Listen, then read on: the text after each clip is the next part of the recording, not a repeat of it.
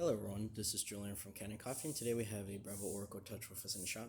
And I came in for the issue of watery coffee. Pretty much brewing a double shot would produce quite loose or fast flowing coffee.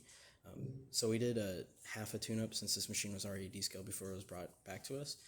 We deep cleaned the entire group head, cleaned all the coffee buildup that was back there, also replaced the gasket. As you can see, here's your old gasket right here, and also did cleaning to the grinder. So we're going to just quickly test it real quick. We're going to turn on the grinder. It's going to activate after a few seconds, and then it's going to also tamp the quarter filter for you. Now we're just going to wait for that to finish.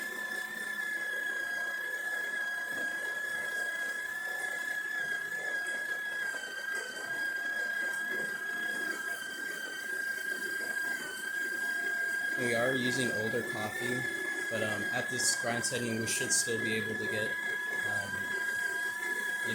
good results after it's done. Now it's finishing the tamping. There you go.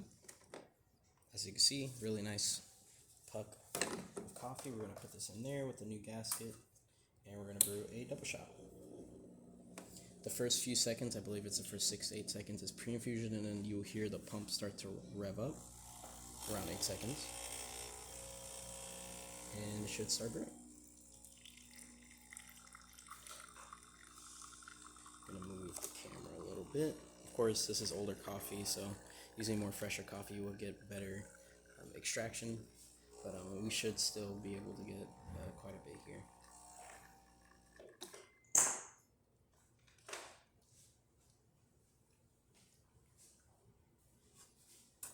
I'm going to put that to the side, take this off, and then of course we're on the group head just to clean out all that excess coffee. As you can see, we have a nice flow of water, and yeah, even with older coffee, it's making quite good shots.